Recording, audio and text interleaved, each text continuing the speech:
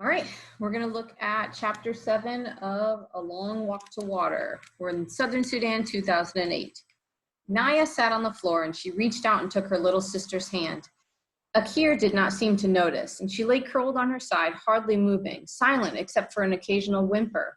Her silence frightened Naya. Only 2 days earlier, Akir had complained noisily and at length about the pains in her stomach.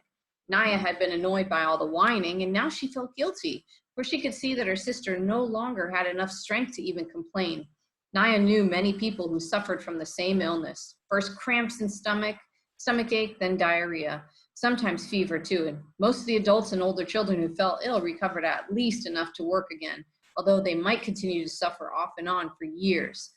For the elderly and for small children, the illness could be dangerous. Unable to hold anything in their systems, many of them starved to death, even with food right in front of them. Naya's uncle, the chief of the village, knew of all the medical clinics a few days' walk away. He told Naya's family that if they could take Akir there, doctors would give her medicine to help get her better. But a trip like that would be very difficult for Akir. Should they stay at the camp and let her rest so she might heal on her own? Or should they begin the long, hard walk and hope they reached help in time? Southern Sudan, 1985. The walking began again. Salva shook with terror inside and out. He clung to Uncle like a baby or a little boy, hanging onto his hand or shirt tail when he could, never letting Uncle get farther than an arm's length away. He looked around constantly, and every moment in the grass was a lion stalking, every stillness a lion waiting to spring. Mariel was gone, vanished into the night. He could never have wandered away from the group on his own. His disappearance could mean only one thing: lion. A lion had been hungry enough to approach the group as they slept. A few men had been keeping watch, but in the dark of night, with the wind rippling through the long grass, the lion could have easily crept close without being seen. It had sought out prey that was small and motionless, like Mariel sleeping, and it had taken him away, leaving only a few splotches of blood near the path. If it hadn't been for Uncle, Salva might have gone crazy with fear. Uncle spoke to him all morning in a steady, low voice. Salva, I have a gun. I will shoot any lion that comes near. Salva, I will stay awake tonight and keep watch. Salva, we will soon be out of lion country. Everything will be all right. Listening to Uncle hurrying to stay close to him, Salva was able to make his feet move despite the cold terror throughout his whole body. But nothing was all right. He had lost his family, and now he had lost his friend as well. No one had heard any screaming in the night. Salva hoped with all his heart that the lion had killed Mariel instantly, that his friend hadn't had time to feel fear or pain. The landscape grew greener. The air smelled of water. The Nile, Uncle said. We will soon come to the Nile River and cross to the other side. The Nile, the longest river in the world, the mother of all life in Sudan. Uncle explained that they would come to the river at one of its broadest stretches. It will not even look like a river. It will look like a big lake. We will spend a long time crossing to the other side. And what is on the other side? Salva whispered, still fearful. Desert, Uncle answered. And after that, Ethiopia.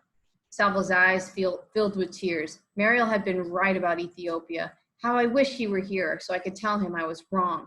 Salva stood on the bank of the Nile. Here, as Uncle had said, the river formed a big lake. The group would cross the Nile in boats, Uncle said. It would take a whole day to reach the islands in the middle of the lake and another day to get to the far shore. Salva frowned. He saw no boats anywhere. Uncle smiled at Salva's puzzled expression. What? You didn't bring your own boat? He said. Then I hope you are a good swimmer. Salva lowered his head. He knew that Uncle was teasing, but he felt so tired of worrying about his family, tired of thinking about poor Mariel, tired of walking and not knowing where they were going. The least Uncle could do was tell him the truth about the boats. Uncle put his arm around Salva's shoulders. You'll see, we have a lot of work to do. Salva staggered forward, yet another enormous load of reeds in his arms. Everyone was busy. Some people were cutting down the tall papyrus grass by the water's edge. Others, like Salva, gathered up the cut stalks and took them to the boat builders. Among the group were a few people whose home villages had been near rivers or lakes. They knew how to tie the reeds together and weave them cleverly to form shallow canoes. Everyone worked quickly, although there was no way of knowing whether they had to hurry or not, no way of knowing how near that war was. The fighting could be miles away, or a plane carrying bombs could fly overhead at any moment. It was hard work running back and forth between those cutting and those weaving, but Salva found that the work was helping him feel a little better. He was too busy to worry much. Doing something, even carrying big, awkward piles of slippery reeds, was better than doing nothing. Every time Salva delivered a load of reeds, he would pause for a few moments to admire the skills of the boat builders. The long reeds were laid out in a neat bunch. Each end of the bunch would be tied together tightly, and then the bunch of reeds were pulled apart in the middle to form a hollow. And the two sides were tied all along their length to make a basic boat shape. More layers of reeds were added and tied to make the bottom of the boat. Salva watched fascinated as little by little the curve of a prow and low sides grew from the pile of reeds. It took 2 full days for the group to build enough canoes. Each canoe was tested. A few did not float well and had to be fixed. Then more reeds were tied together to form paddles. At last, everything was ready. Salva got into a canoe between Uncle and another man, and he gripped the sides of the boat tightly as it floated out into the Nile.